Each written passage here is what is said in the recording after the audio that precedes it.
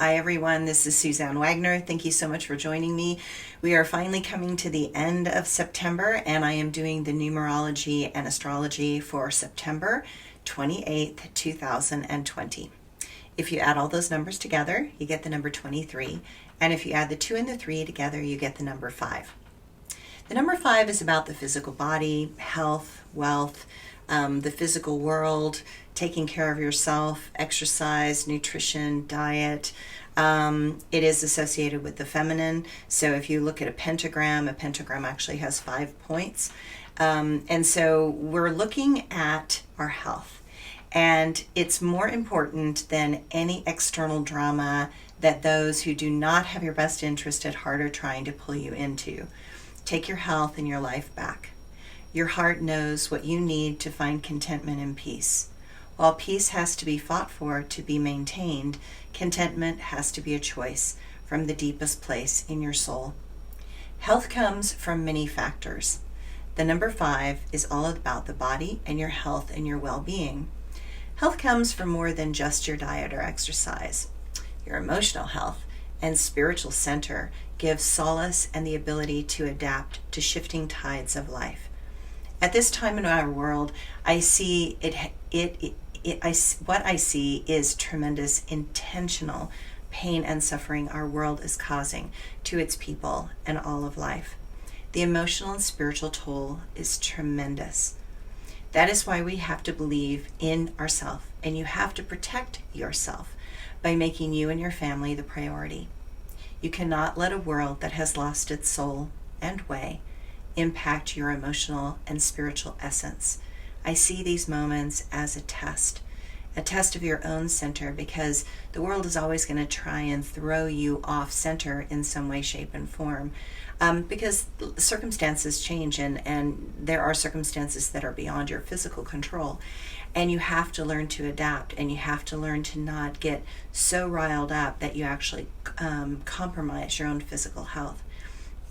I see way too many people with stress, anger, and anxiety, and those feelings are at a level that the person has never experienced.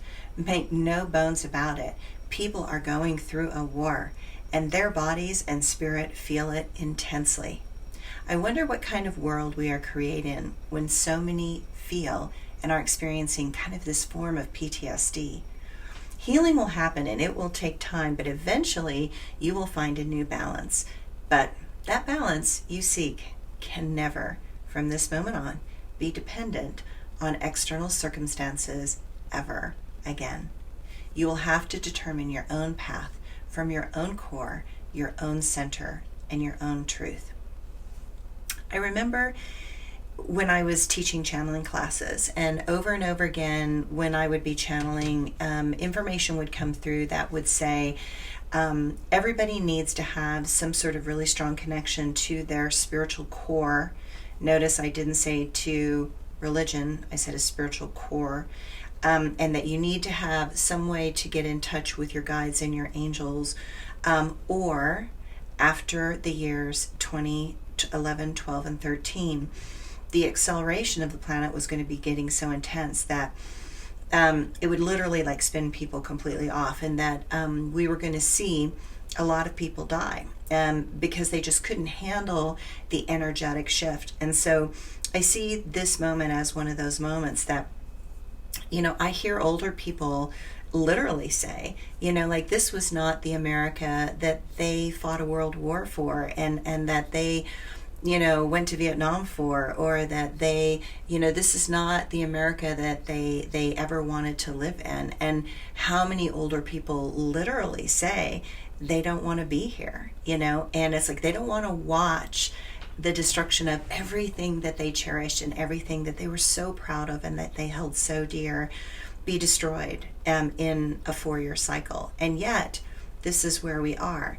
And so I look at this moment and I go, again, this isn't about religion. This is about connection. This is about knowing inside your core your own moral fortitude and having a tremendous amount of strength in that moral fortitude to simply do what was right.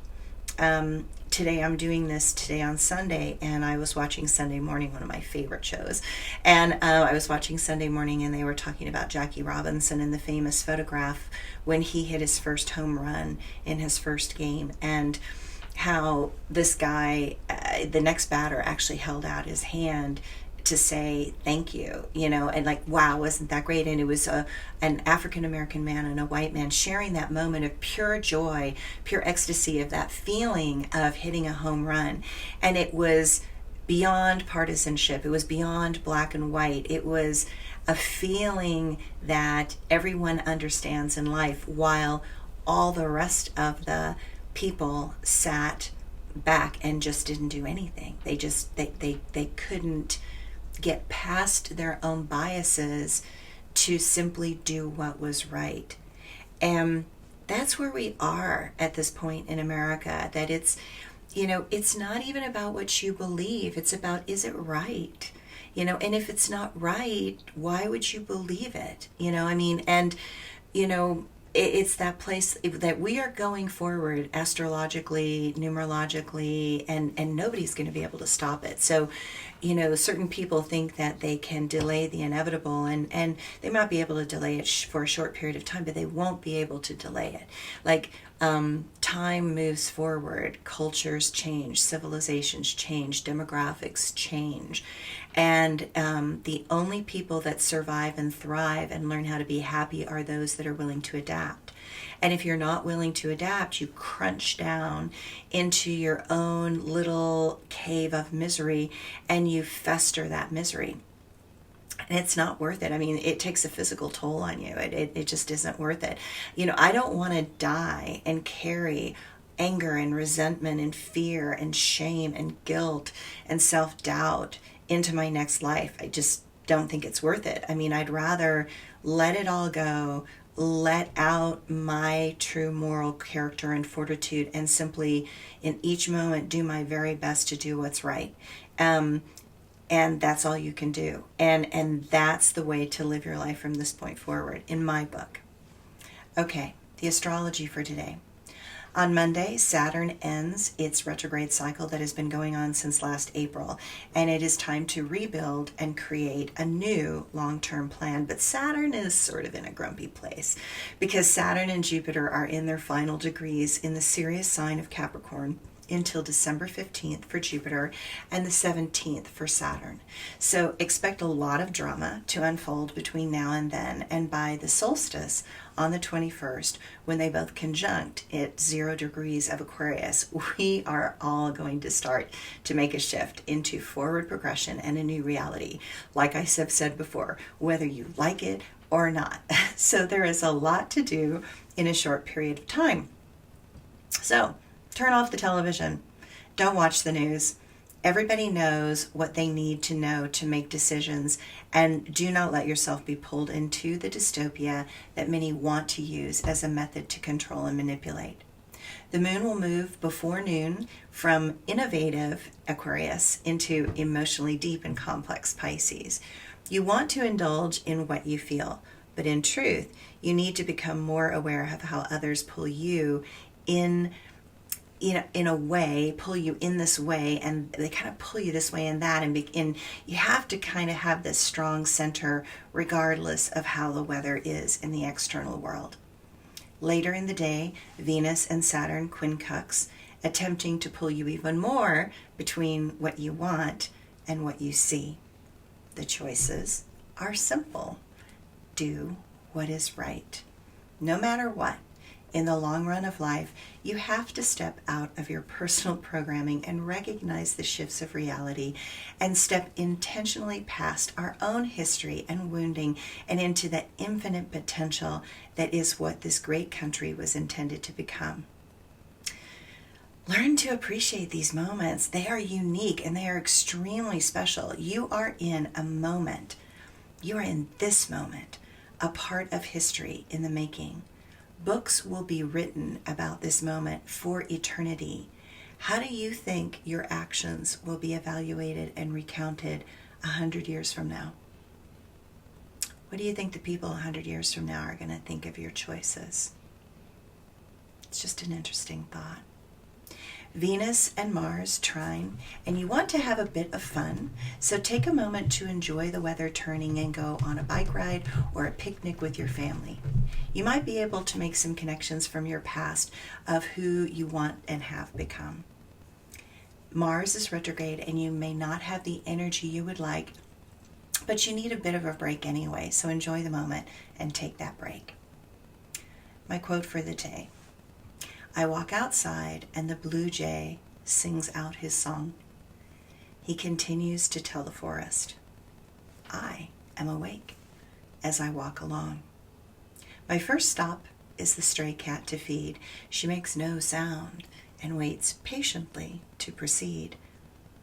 Then I go back inside to make my tea and to prepare to provide for the pigeons that wait in the tree.